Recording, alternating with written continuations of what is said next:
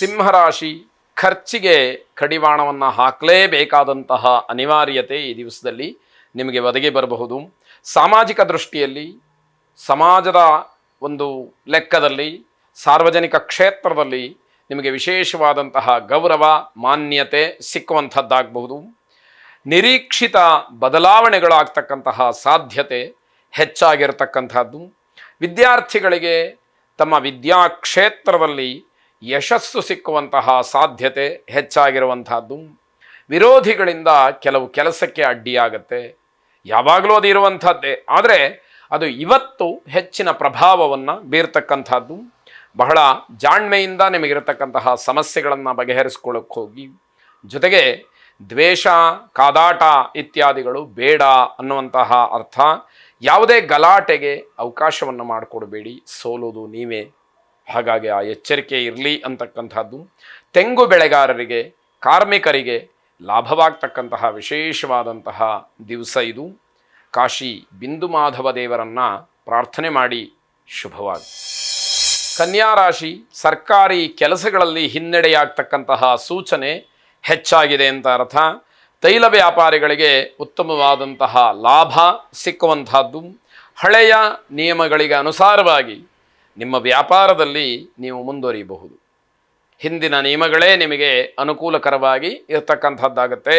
ಹೊಸ ನಿಯಮಗಳನ್ನು ನೀವು ಅನ್ವಯಿಸದೆ ವ್ಯಾಪಾರವನ್ನು ಮಾಡ್ತಾ ಇದ್ದರೆ ಅಲ್ಲಿ ಏನೋ ಬದಲಾವಣೆಗಳು ಅಥವಾ ಕಾನೂನಿನ ಒಂದು ಚೌಕಟ್ಟಿನಲ್ಲಿ ಅದು ಒಳಪಟ್ಟಿಲ್ಲ ಅಂತಕ್ಕಂಥದ್ದು, ಹೀಗೆಲ್ಲ ಗೊಂದಲಗಳಾಗಬಹುದು.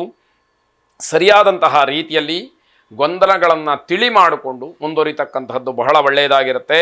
ಲೇವಾದೇವಿ ವ್ಯವಹಾರ ಮಾಡ್ತಕ್ಕಂಥವ್ರಿಗೆ ವಿಶೇಷವಾದಂತಹ ಲಾಭ ಇರುವಂಥದ್ದಾಗತ್ತೆ. ಮಕ್ಕಳ ಭವಿಷ್ಯದ ಬಗ್ಗೆ ಹೆಚ್ಚು ಗಮನವನ್ನು ಕೊಡಬೇಕು. ಆಯಾ ವಯೋಮಾನಕ್ಕನುಗುಣವಾಗಿ ಯಾವ ರೀತಿ ಮಕ್ಕಳು ನಡ್ಕೊಳ್ತಾ ಇದ್ದಾರೆ ಅಂತಕ್ಕಂತಹದ್ರ ಬಗ್ಗೆ ಹೆಚ್ಚು ಗಮನವನ್ನು ಕೊಡಿ. ನಿಮ್ಮ ಉದ್ಯೋಗ ಮತ್ತು ನಿಮ್ಮ ವೈಯಕ್ತಿಕವಾದಂತಹ ಕೆಲವು ವಿಚಾರಗಳ ಬದಲಾವಣೆ, ಇದನ್ನು ಮೇಲಧಿಕಾರಿಗಳ ಜೊತೆಯಲ್ಲಿ ಚರ್ಚೆ ಮಾಡಿ ನಂತರದಲ್ಲಿ ನಿರ್ಧಾರವನ್ನು ಮಾಡಿ. ಅವರ ಆದೇಶ, ಅವರ ಮಾರ್ಗದರ್ಶನ ಯಾವ ರೀತಿಯಲ್ಲಿ ನಿಮಗೆ ಸಿಕ್ಕುತ್ತೋ ಹಾಗೆ ನೀವು ಮಾರ್ಪಾಟನ್ನು ಮಾಡಿಕೊಂಡು ಮುಂದುವರಿತಕ್ಕಂಥದ್ದು ಒಳ್ಳೆಯದಾಗಿರುತ್ತೆ. ಚಂಡಿಕಾ ದುರ್ಗಾ ಪರಮೇಶ್ವರಿಯನ್ನು ಪ್ರಾರ್ಥನೆ ಮಾಡಿ ಅನುಕೂಲ ಇರತಕ್ಕಂಥವರು ಚಂಡಿಕಾ ಪಾರಾಯಣವನ್ನು ಮಾಡಿಸಿ ಶುಭವಾಗಿ. ತುಲಾರಾಶಿ ವಿದ್ಯಾರ್ಥಿಗಳಿಗೆ ಅಶುಭ ಅಂತಕ್ಕಂತಹ ದಿವಸ. ನೌಕರರಿಗೆ ಶುಭ ಫಲಗಳು ಸಿಕ್ಕುತ್ತೆ.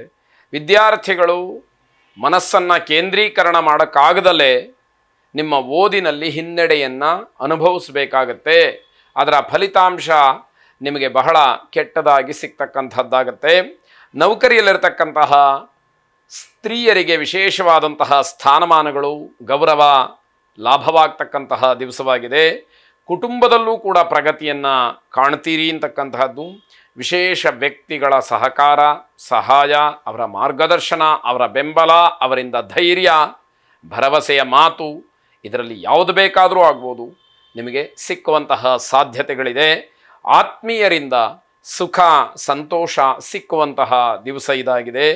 ಹಿನ್ನಡೆಯಾದಂತಹ ವಿದ್ಯಾರ್ಥಿಗಳು ಮುಂದಿನ ವಿದ್ಯಾಭ್ಯಾಸಕ್ಕೆ ಮಗ್ನರಾದರೆ ಬಹಳ ಒಳ್ಳೆಯದು. ಏನೋ ಕಾರಣಾಂತರಗಳಿಂದ ಅಥವಾ ಮನಸ್ಸಿಲ್ಲದೆ ಕಡಿಮೆ ಅಂಕಗಳನ್ನು ಗಳಿಸಿ ವಿದ್ಯಾಕ್ಷೇತ್ರದಲ್ಲಿ ಹಿನ್ನಡೆಯನ್ನು ಹೊಂದಿರತಕ್ಕಂತಹ ವಿದ್ಯಾರ್ಥಿಗಳು ಹೆಚ್ಚಿನ ವಿದ್ಯಾಭ್ಯಾಸವನ್ನು ಮಾಡಲೇಬೇಕು ಅನ್ನುವಂತಹ ಹಠಕ್ಕೆ ಬಿದ್ದು ವಿದ್ಯಾ ವಿಚಾರದಲ್ಲಿ, ಅಭ್ಯಾಸದಲ್ಲಿ ಮಗ್ನರಾಗ್ತಕ್ಕಂಥದ್ದು ಒಳ್ಳೆಯದು ಅಂತಕ್ಕಂತಹ ಸಾತ್ವಿಕ ಸಲಹೆ ಇದು. ಕಟ್ಟಡ ಸಾಮಗ್ರಿಗಳನ್ನು ಸಾಗಣೆ ಮಾಡ್ತಕ್ಕಂಥವ್ರಿಗೆ, ಚಾಲಕರಿಗೆ ವಿಶೇಷವಾಗಿ ಲಾಭ ಸಿಕ್ಕುವಂತಹ ದಿವಸ ಇದು.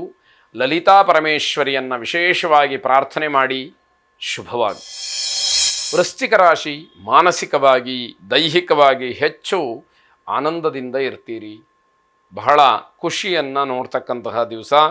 ಅಧಿಕಾರ, ಪ್ರೋತ್ಸಾಹ ಎಲ್ಲವೂ ಕೂಡ ಸಿಕ್ಕೋದ್ರಿಂದ ಮನಸ್ಸಿಗೆ ಒಂದಷ್ಟು ಲೌಕಿಕವಾದಂತಹ ಆನಂದವೂ ಕೂಡ ನಿಮಗೆ ಹೆಚ್ಚಾಗುವಂಥದ್ದಿದೆ. ನೌಕರಿಯಲ್ಲಿ ಉತ್ತಮವಾದಂತಹ ಪದವಿಯನ್ನು ಪಡೆಯೋದಕ್ಕೆ ಅವಕಾಶಗಳು ಸಿಕ್ಕತ್ತೆ. ಬರಹಗಾರರಿಗೆ, ಸಂಶೋಧಕರಿಗೆ ಸಿಹಿ ಸುದ್ದಿ ಸಿಕ್ಕುವಂಥದ್ದು. ಚಿತ್ರೀಕರಣ ಮಾಡ್ತಕ್ಕಂತಹ ವ್ಯಕ್ತಿಗಳಿಗೆ ಲಾಭವಾಗ್ತಕ್ಕಂತಹ ದಿವಸ. ಫೋಟೋಗ್ರಫಿ ಅಂತ ಏನು ಹೇಳ್ತೀವಿ ಅದರಲ್ಲಿ ಹೆಚ್ಚು ಪರಿಶ್ರಮ ಇರತಕ್ಕಂಥವರಿಗೆ ಅನುಕೂಲವಾಗ್ತಕ್ಕಂಥದ್ದು. ಉಪಕರಣಗಳು ನಷ್ಟವಾಗೋದ್ರಿಂದ ಸ್ವಲ್ಪ ನಷ್ಟವನ್ನು ತುಂಬಬೇಕಾಗತ್ತೆ. ಅಂದರೆ ನಿಮ್ಮ ಬೇಜವಾಬ್ದಾರಿಯಿಂದ ಆಗ್ತಕ್ಕಂಥದ್ದು. ಅಲ್ಲಿ ಜವಾಬ್ದಾರಿಯುತವಾಗಿ ನಡ್ಕೊಂಡ್ರೆ, ಎಚ್ಚರಿಕೆಯಿಂದ ಇದ್ದರೆ ನಿಮಗೆ ಯಾವುದೇ ರೀತಿಯ ನಷ್ಟಗಳು ಸಂಭವಿಸೋದಕ್ಕೆ ಅವಕಾಶಗಳು ಇಲ್ಲ ಅಂತ ಹೇಳಬೇಕು. ಸರ್ಕಾರಿ ಗುತ್ತಿಗೆಗಳು ಹೇರಳವಾಗಿ ಸಿಕ್ಕಬಹುದು. ಖಾಸಗಿ ಸಂಸ್ಥೆಯಲ್ಲಿ ಕೆಲಸ ಮಾಡ್ತಕ್ಕಂಥವ್ರಿಗೆ ಸ್ವಲ್ಪ ಮಟ್ಟಿಗೆ ಹಿನ್ನಡೆಯಾಗ್ತಕ್ಕಂಥದ್ದು. ಕುಲದೇವರನ್ನು ವಿಶೇಷವಾಗಿ ಪ್ರಾರ್ಥನೆ ಮಾಡಿ, ಕುಲದೇವತಾ ಹೋಮವನ್ನು ಮಾಡಿ ಶುಭವಾಗಿ.